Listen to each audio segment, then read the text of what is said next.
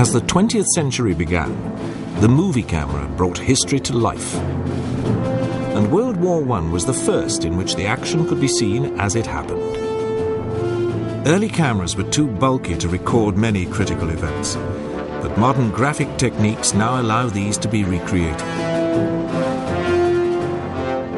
Such as the world's first tank-against-tank engagement, the exploits of the war's leading balloon buster,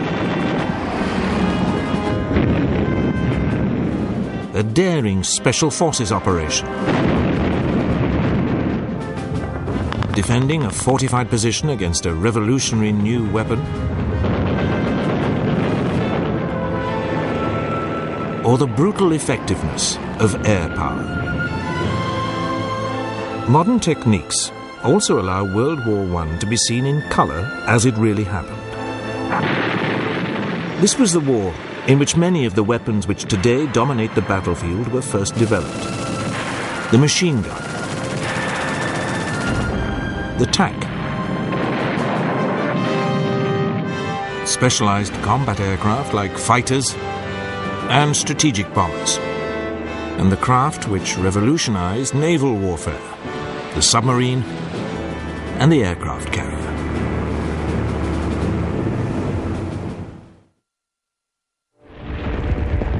When the war began, everyone expected it to be short and fast-moving.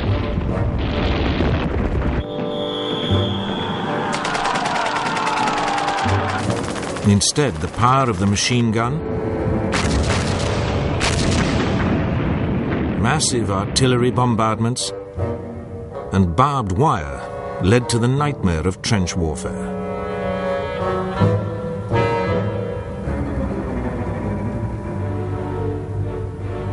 For the next 3 years on the Western Front, millions of men lived a nightmare existence amid squalor and constant danger from enemy bombardment.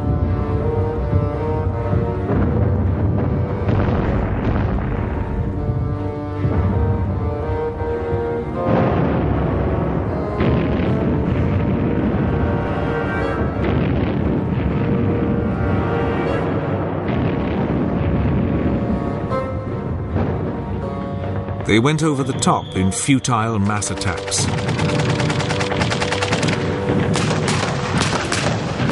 Only to be mown down in their hundreds of thousands by enemy machine guns.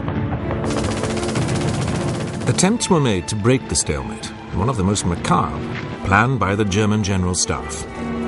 The historic fortress town of Verdun would be assaulted, not to achieve a breakthrough, but simply to bleed the French army to death. The town of Verdun had been a crucial defensive position on France's northeastern border for centuries. Around it was an elaborate and mutually supporting system of fortresses designed to halt any enemy advance.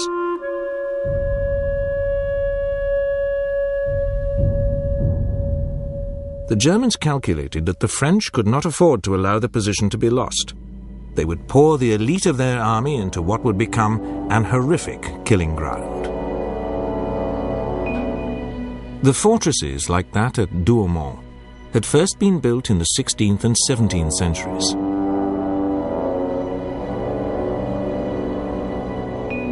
Their walls and underground defences had been constantly updated to withstand assault or siege by modern weaponry.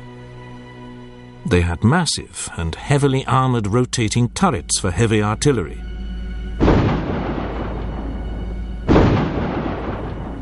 And many machine gun nests.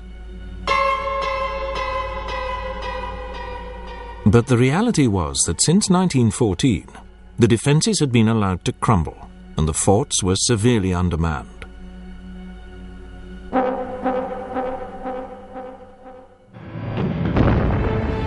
On the 21st of February 1916, after a 9-hour bombardment, the German attack began.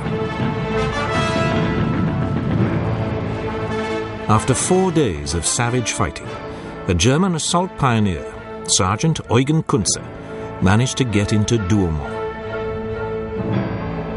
To his astonishment, he wandered entirely alone through a vast concrete labyrinth. He could hear the muffled bangs of Fort Douaumond's 155mm gun. Guided by these, he made his way nervously to the main turret. The French gun crew was so preoccupied that they didn't notice him until he made them prisoner. Kuntze then roamed on. The realization began to dawn on him that the fort was virtually unmanned. In fact, its garrison had been reduced to a mere 56 elderly French gunners.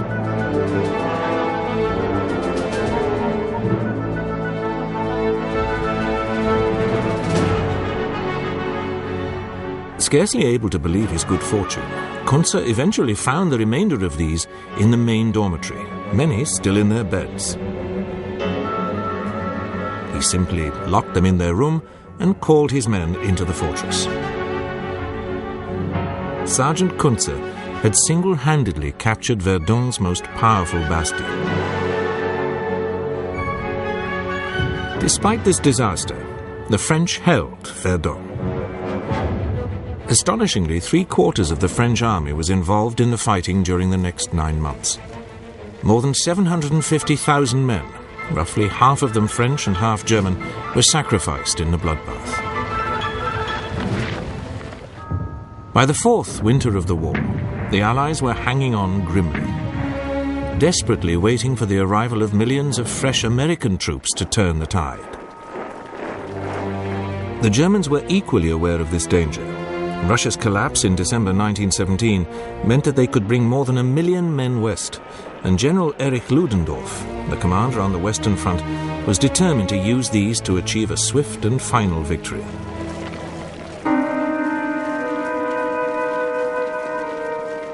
Knowing an attack was imminent, the British commander, Field Marshal Douglas Haig, adopted a new defensive system based on depth.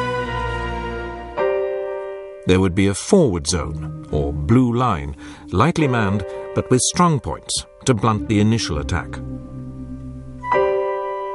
Then the battle zone, or red line, where the main fighting would take place. And finally, the rear zone, or brown line, where the enemy assault would be held. Ludendorff decided that a new attack method was needed to break these defenses: storm troops. Lightly equipped and fast-moving units of the most battle-hardened men would slip into the enemy's lines under cover of the bombardment. These would use surprise and speed to bypass centers of resistance and break through deep to the enemy's rear. At 4 in the morning of the 21st of March 1918, 6,000 German guns opened up on the full depth of the British positions with gas and high explosives. Just over 4 hours later, the first wave of storm troops leapt out of the trenches and raced forward.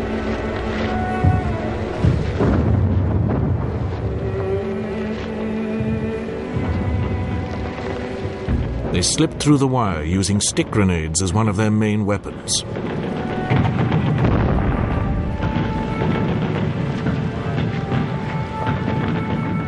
Another was the deadly, belching fire of flamethrowers.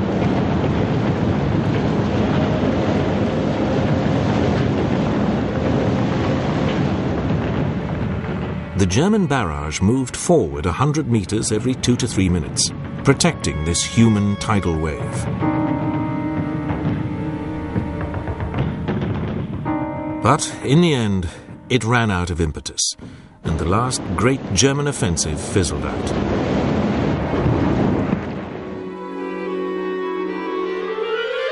During 1916, the British had come up with a completely different but equally innovative method of breaking the stalemate of the trenches.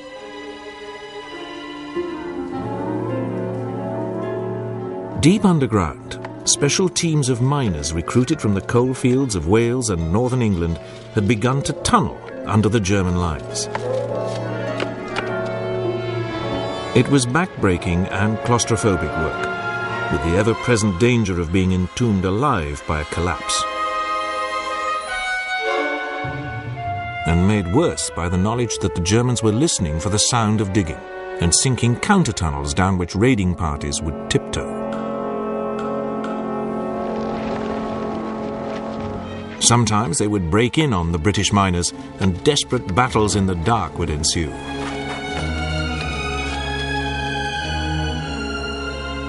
Some of the tunnel systems stretched for hundreds of yards underground, with elaborate dead ends and false connections.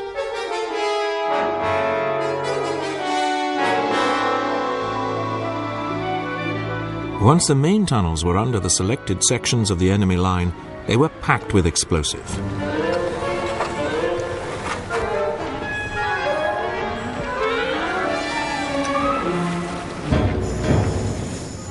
An average of 21 tons of amatol per mine.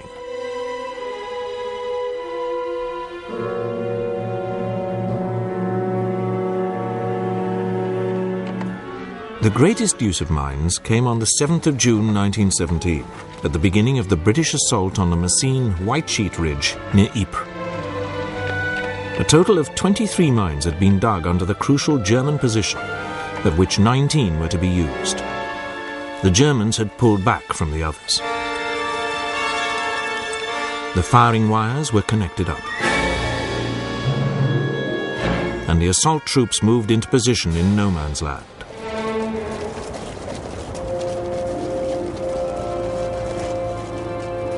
After 6 months of preparation, the firing teams checked their watches and prayed a lot.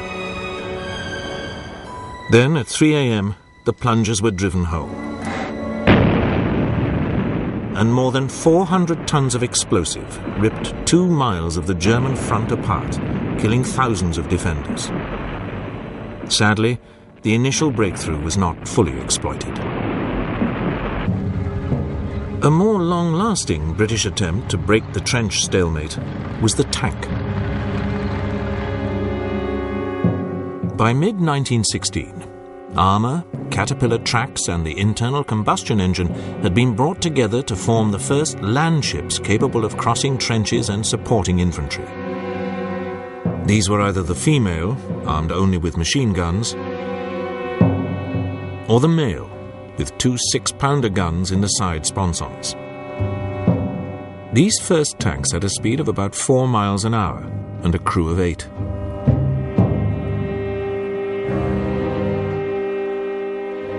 The British tanks were first used piecemeal in September 1916, during the Battle of the Somme.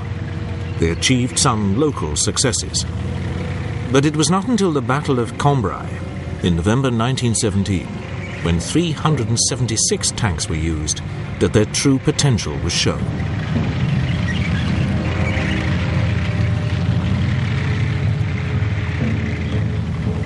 Holes were punched in the German line, and by nightfall more than 5 miles had been gained.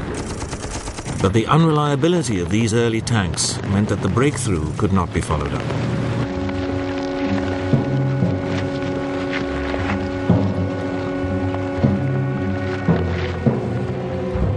Nevertheless, the Germans were so impressed by the British successes that they urgently developed their own tank, a 33-ton monster with a crew of 18 named the A7V.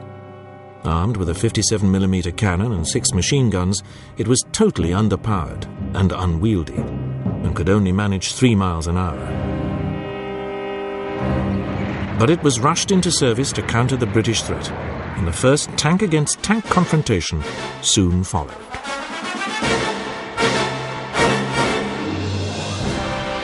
This came during the Great German Offensive in March 1918, when the storm troops tore through the British lines and penetrated more than 40 miles. The second assault in April kept up the momentum, and the possibility of breaking through to Paris suddenly seemed feasible. On the early morning of the 24th of April, Ludendorff's forward units were less than 10 miles from Amiens, probing towards the village of Villers-Bretonneux.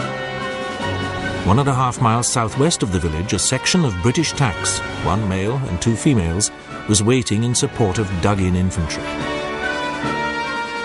As the crews peered through the mist, they saw an extraordinary sight.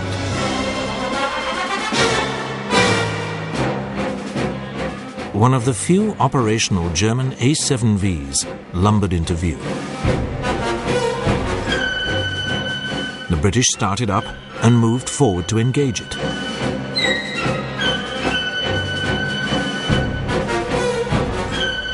The world's first armoured duel was underway. The ironclad monsters ponderously closed the range.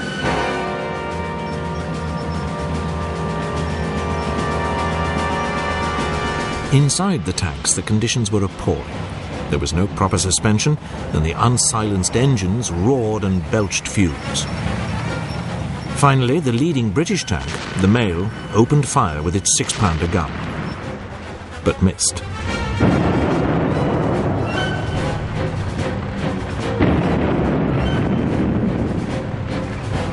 Unscathed, the A7V trundled on, its crew desperately trying to see where the fire was coming from. Finally, they spotted the enemy, halted, and opened fire.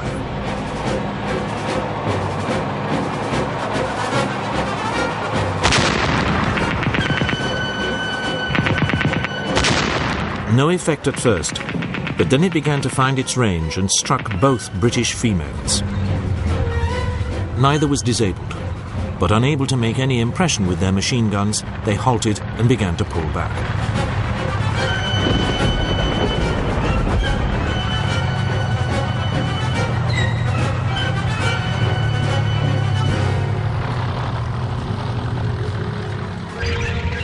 While the German was concentrating on its mates, the British Mail continued to advance and close the range.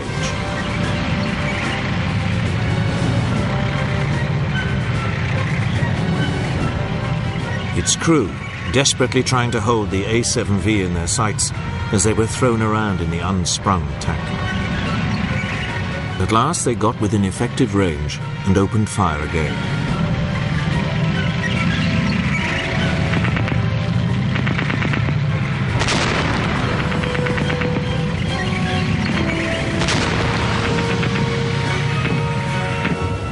After a ranging shot, the A7V was hit.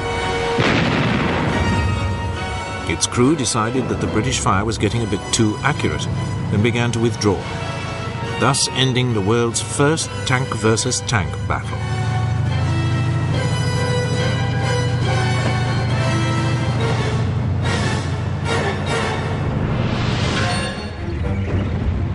The tank had revolutionized the battlefield, and the French were quick to see the need to add speed and mobility. They developed the 7-ton Renault FT-17 with a 2-man crew and a machine gun or 37mm cannon in the world's first traversing turret.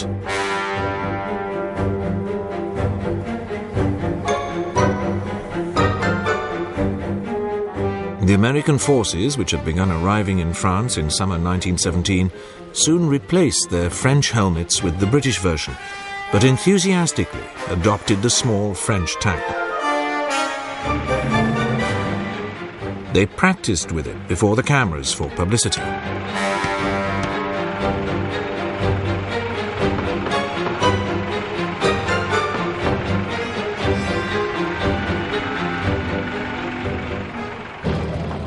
Several hundred were brought forward in support when the Americans began their first major action as an independent force.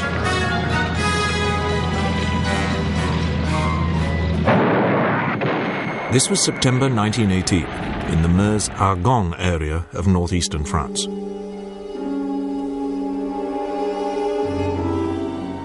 There the Americans faced a daunting challenge.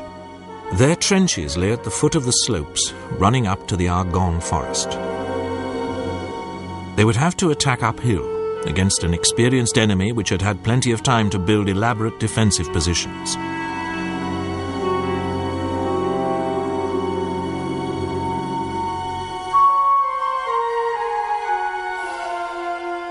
Behind the barbed wire and trenches of the German front line lay a series of machine gun nests which had been carefully camouflaged in the wooded terrain.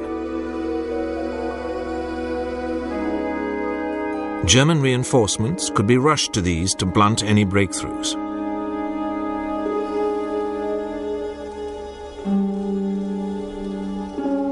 From them, the German defenders could bring withering fire to bear on advancing troops.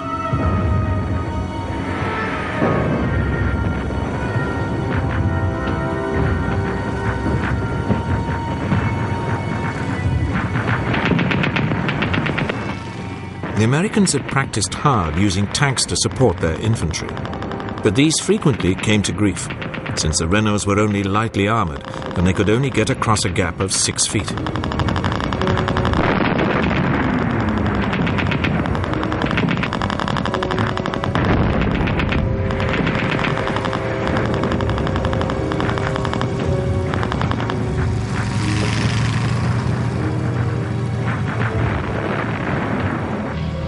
Despite these problems, the US troops were able to break through after 3 weeks' savage fighting and force the Germans to abandon their defensive line.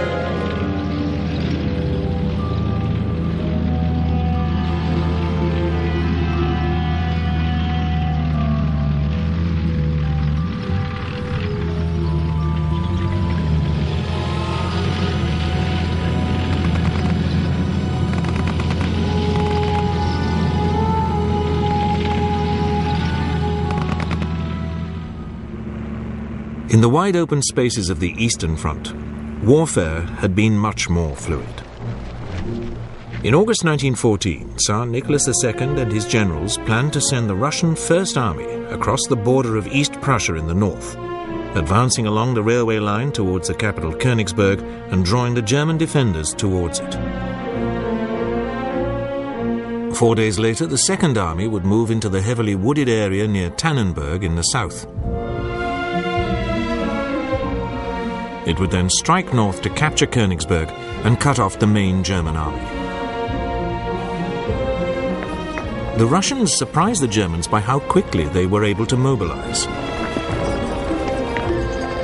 And the appearance of hard-riding Cossack cavalry struck terror into the local Prussian population.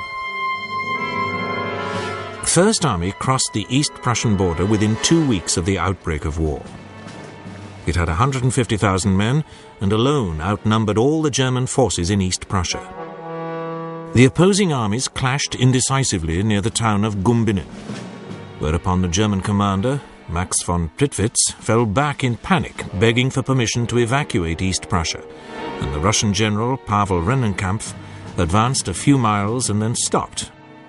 Unfortunately, he hated Alexander Samsonov, the commander of Second Army, and had no intention of doing anything to support his advance. The German High Command had now called 67-year-old Paul von Hindenburg out of retirement to replace von Prittwitz, with the highly able Erich Ludendorff as his chief of staff. They spotted the opportunity which the excellent German railway system now gave them to use their much smaller army to beat each of the Russians in turn. One army corps was urgently sent by rail round to the Russians' left flank.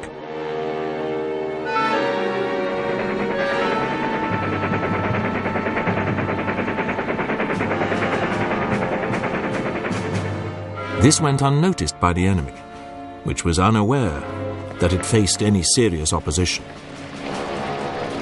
Most of the remaining 2 corps were then ordered to march southwest as fast as they could to take up a position on the right of the advancing Russian Second Army. Once again, all evidence of a major enemy move was ignored by Second Army, while the remaining German division spread out as a covering force to harass the First Army once Rennenkampf decided to get moving again.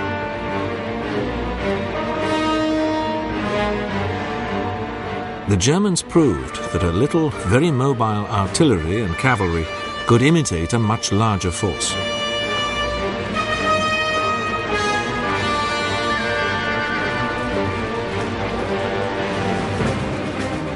In the south, the Germans watched as the Russian Second Army lost cohesion amid the forests and lakes.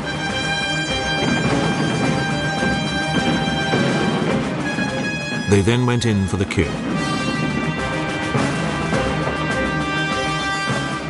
Thrusting forward through the town of Niedenberg, the corps which had moved secretly by train sliced through the Russian line of advance, cutting off much of Second Army.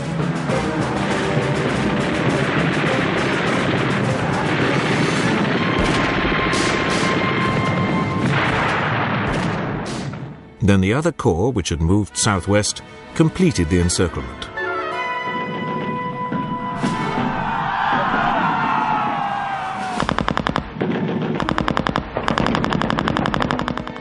Confused and terrified by this sudden and unexpected assault, the Russians broke and fled. General Samsonov went into the woods alone and shot himself, while more than 300,000 of his men were killed or wounded and 90,000 taken prisoner.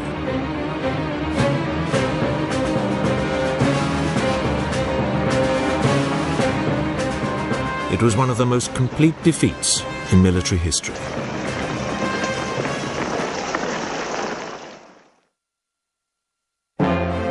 When World War I began, manned flight was only 11 years old. Aircraft were rickety and unreliable, used only for observation. Their crews used handheld pistols or machine guns to drive off the enemy. But then a Dutch engineer named Anthony Fokker, working for the Germans, found a way of interrupting the fire of a machine gun so it could fire forward through the propeller. His Eindecker, or single-winger, became the world's first specialized fighter, and for 6 months ruled supreme over the Western Front.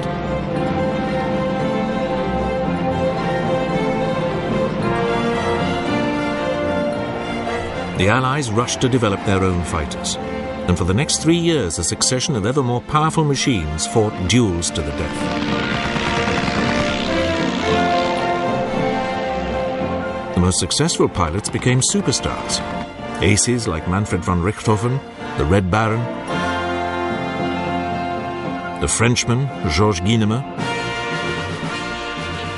Britain's Albert Ball, and America's Eddie Rickenbacker, one of the few to survive. This revolutionary new form of warfare saw the development of new tactics. Top pilots worked out how to outwit and kill their opponents. One of the earliest was the turn, invented by one of Germany's first aces, Max Immelmann, in which a head-on diving approach could be used to stall turn in behind an unwary opponent.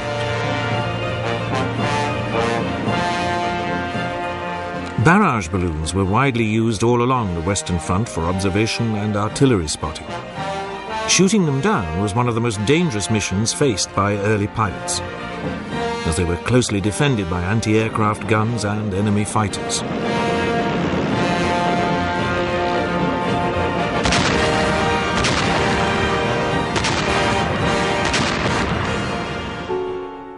One of the most successful, famous and short-lived balloon busters was a 21-year-old American Lieutenant Frank Luke.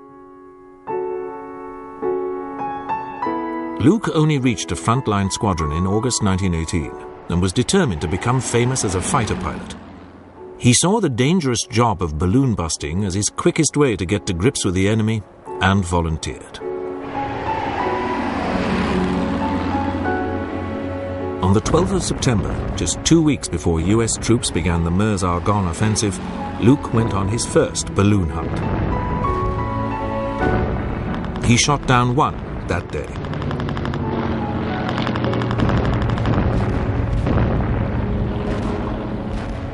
And 8 more over the next 4 days.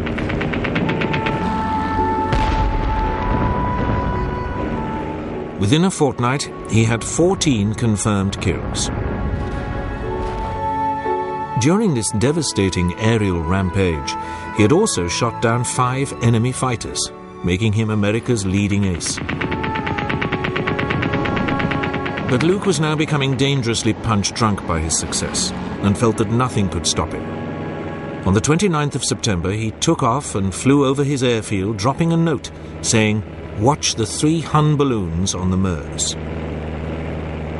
He wanted an audience for his next spectacular. And US troops watched as the first balloon burst into flames and the tiny plane moved on to the next.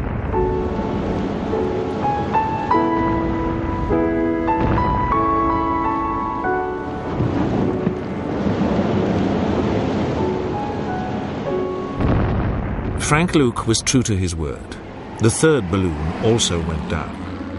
But he never got back to base to bask in his glory. As night fell, there was no sign of him.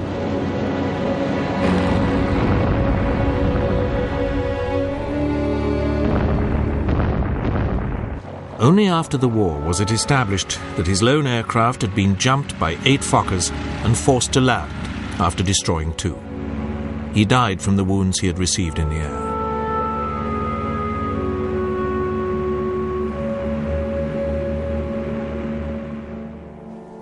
The information sent back by the observation balloons was increasingly used not only to direct artillery bombardments, but to plan bombing attacks on enemy lines and supply routes.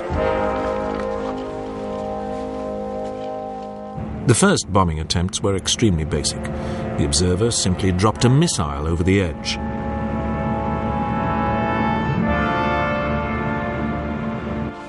But soon aircraft were being fitted with wing racks on which increasingly powerful bombs were attached.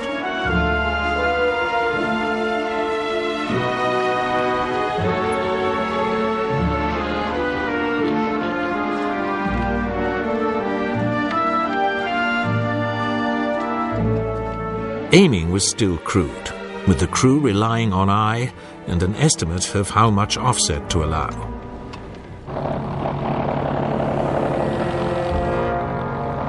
But this new form of warfare soon began to prove how effective it could be.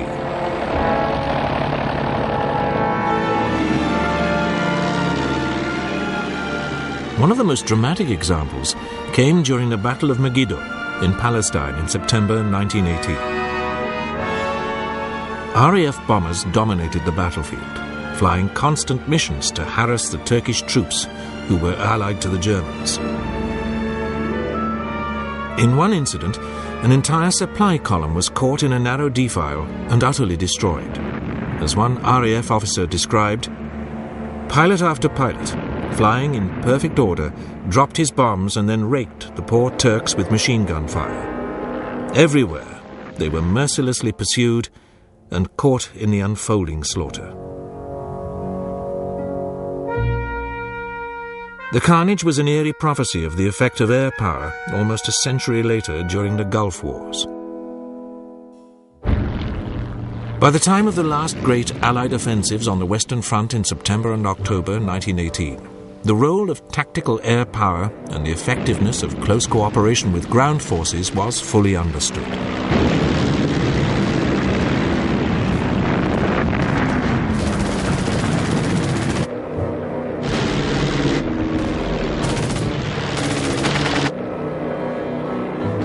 So too was the potential of this new weapon for long-range strategic assault.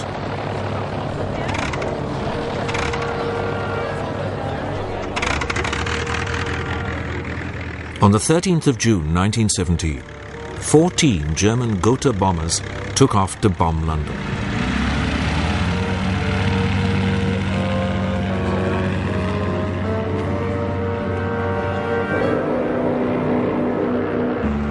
Each carried a ton of bombs, and 162 civilians were killed. This raid opened a new chapter in warfare. For the first time, non-combatants many miles from the front were directly in the firing line. By the end of the war, the British had developed their own strategic bomber force and were preparing to mount sustained campaigns against German cities. The strategic bomber was now seen as one of the crucial factors in warfare. As Prime Minister Stanley Baldwin said in the 1930s, the bomber will always get through.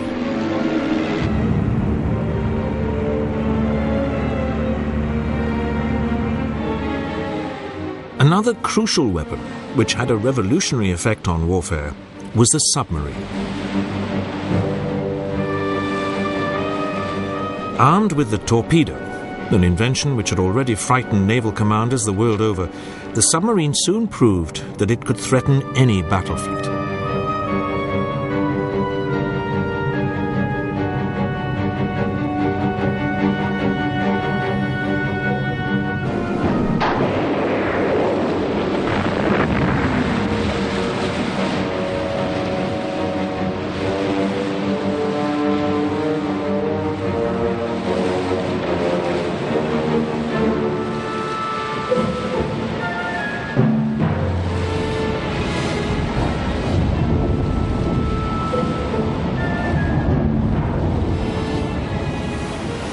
But it was not the threat to battle fleets which was to prove critical. The German U-boats soon showed that they had the potential to win the war by cutting Britain's vital trade links.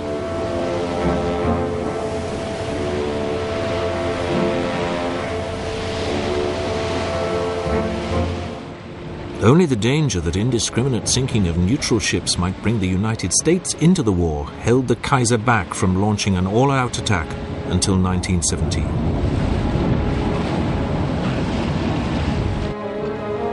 For much of the war, the Germans found it easy to prey on merchant shipping, because most ships sailed alone and unescorted. U-boats didn't even have to use valuable torpedoes to destroy their prey.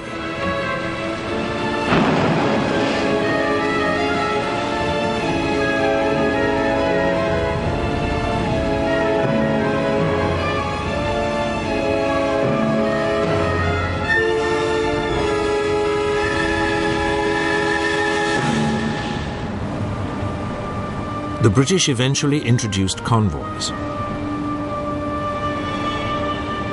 and developed methods of locating submerged U-boats using sound detectors towed behind warships.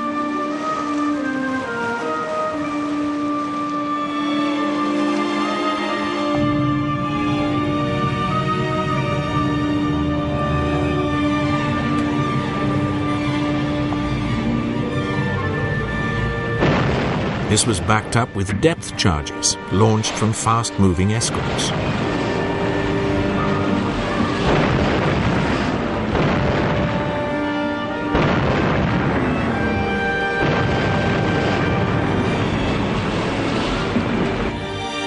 But the U-boat threat continued, and the British Admiralty decided that the only way of stopping the Wasps must be to block up the Wasp's nest.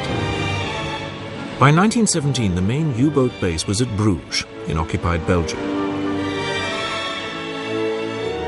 8 miles from the sea, but connected to the ports of Ostend and Zeebrugge by canals.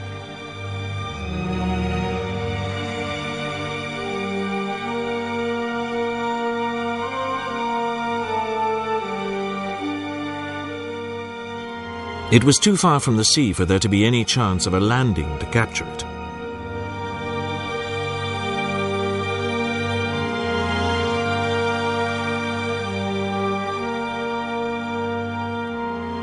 The U-boats were housed in concrete shelters, which provided excellent protection against naval or air bombardment.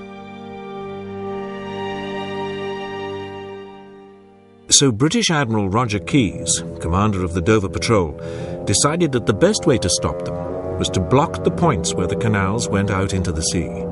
Both the ports were heavily protected, with artillery and troops, and the entrance at Zeebrugge was also guarded by a mile-long mole. This was heavily fortified with a 20-foot-high wall on the seaward side and would need to be seized before block ships could reach the harbour mouth. Keyes decided that this could be achieved by berthing a shallow draft ship alongside it, carrying a landing party of elite troops, 700 men of the Royal Marines. He selected the cruiser HMS Vindictive for the task, and she was fitted with extra armour and guns. A new upper deck was built with 18 landing ramps, which would be lowered on top of the sea wall.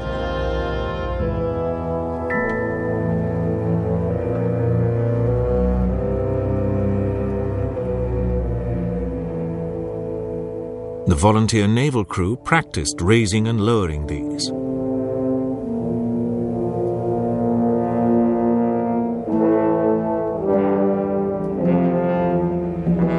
The mole had arches halfway, and it was planned to blow these using an obsolete explosive-packed submarine so that reinforcements could not get along it.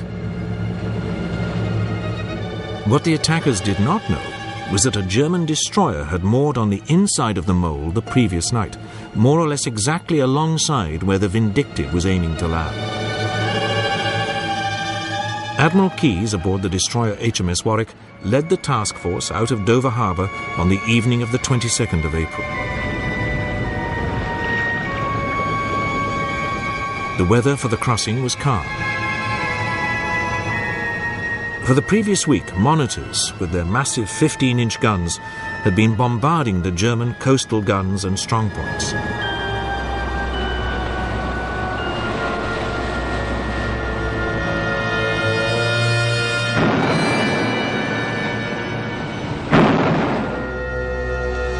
Night fell, and German searchlights probed the darkness as the town behind them was lit up by the British shelling.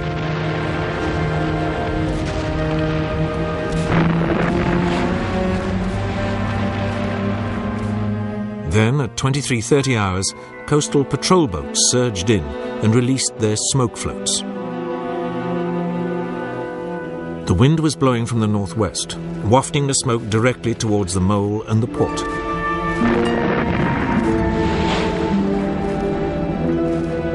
Realizing that something was going on, the Germans opened a furious fire, but their view was increasingly obscured by the smokescreen from the criss-crossing small boats.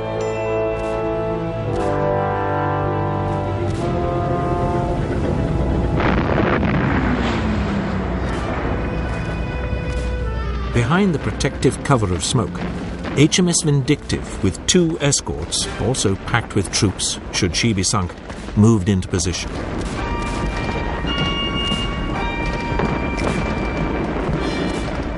The cruiser's captain ordered full speed ahead.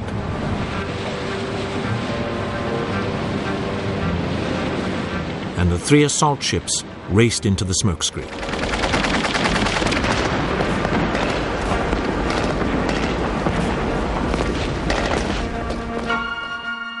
On the mole, German sailors strained to see their enemy. Then, with only 250 yards to go, the 3 British ships emerged, and the Germans opened a withering fire. In the few moments that it took to reach the mole, the 2 most senior Royal Marines and 2 naval officers were killed. The German destroyer had also joined in the firing, and a heavy swell was making it hard for Vindictive to get close to the mole.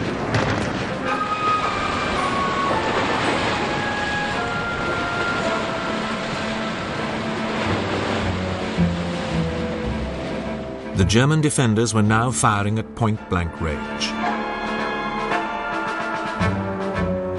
And the Royal Marines, crowded on the deck of Vindictive, were being slaughtered.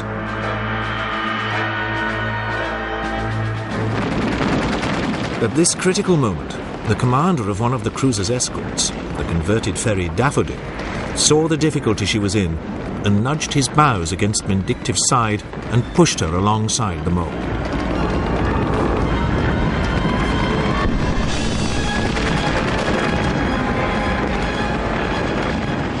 At last, the landing ramps went down and the Royal Marines could start to fight their way ashore. One officer, seeing a platoon of men crouched close to a ramp, ordered them ashore, but no one moved. They were all dead, cut down by a single machine gun.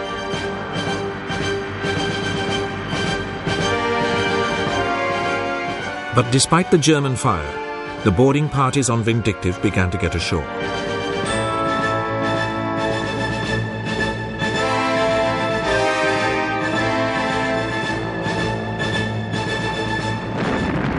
The men on her 2 escorts were unable to disembark because of the height of the sea wall, so those from Daffodil clambered aboard Vindictive so as to use her landing ramps. As the landing parties came over the top of the wall, they were met by a storm of bullets which cut down many of them.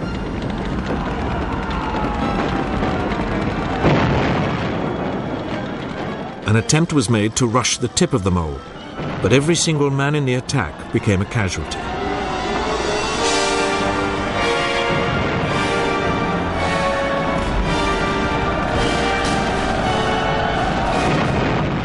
The Germans were firing from well-fortified positions, and it seemed almost impossible to winkle them out. From the foretop of Vindictive, a section of Royal Marines was manning Lewis guns to provide covering fire. One by one, the men were cut down until only Sergeant Norman Finch remained. Despite his wounds, he continued to fire on the German positions and was one of the 11 Victoria Crosses awarded that day, the most ever during a single action.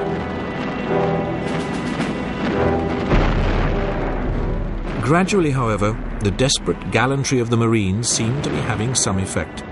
The fire from some of the German positions was slowing, and they were so preoccupied with fighting off the assault that they would be unable to turn on the block ships, which would go in behind them. While this desperate struggle continued, another threat to the Marines became apparent.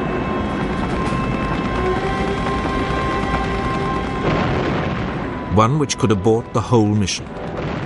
A battalion of German infantry on bicycles was seen approaching the mole. If they got onto it, the Marines would be overwhelmed.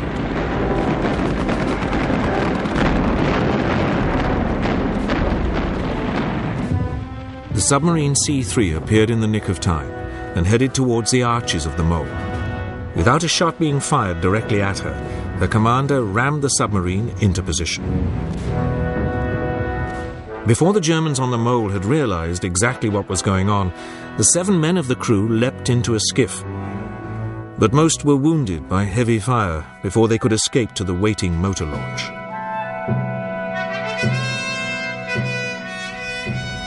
"12 minutes later, the submarine exploded, blowing a 30-yard hole in the mole. Any German hope of reinforcing their troops was now at an end. With the Germans on the mole fully tied down, it was time for the crucial block ships to move in. 3 elderly cruisers, Thetis, Intrepid, and Iphigenia, had each been packed with 1,500 tons of concrete and equipped with scuttling charges. Manned by volunteer crews, they now slipped in behind the mole and headed for the entrance.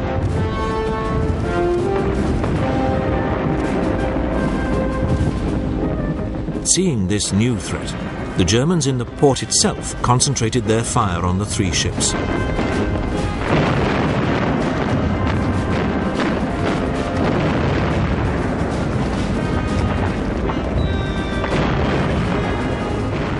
Thetis was hit particularly severely and began to fill with water, so her commander had to scuttle her outside the entrance. Despite point-blank German fire, the other 2 ships succeeded in entering the canal and were successfully scuttled. Launches were standing by to rescue the crews of the block ships, and these now moved in under heavy fire.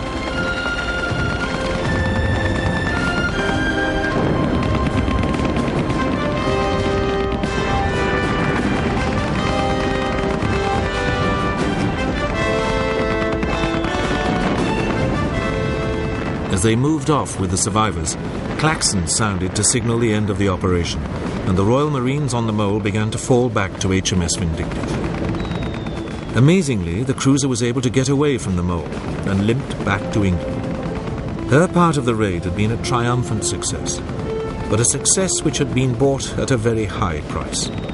Of the 1,300 Royal Navy and Royal Marine volunteers who took part in the action, over 600 were killed or wounded. Sadly, the 2 block ships which had been intended to close the entrance at Ostend were unable to reach it and had to be scuttled a mile outside it. But a month later, the Vindictive, this time loaded with concrete as a block ship, managed to complete the job. But the dawn at Zeebrugge showed that 2 of the 3 block ships were well in the entrance, sunk across the main channel. The sheer audacity of the raid was a welcome boost for the morale of the British public, at a time when the successes of the German storm troops on the Western Front looked to be close to breaking through the Allied line. The Zeebrugge raid, with its intricate coordination of landing forces with the block ships and the submarine used to isolate the mole, was the biggest special operation of World War I.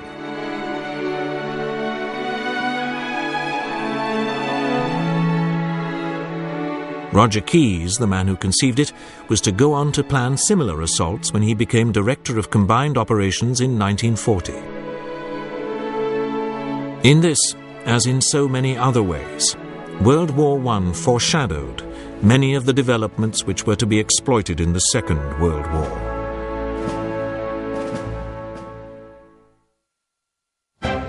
And even more spectacularly, it pioneered many of the weapons which have revolutionized today's battlefield.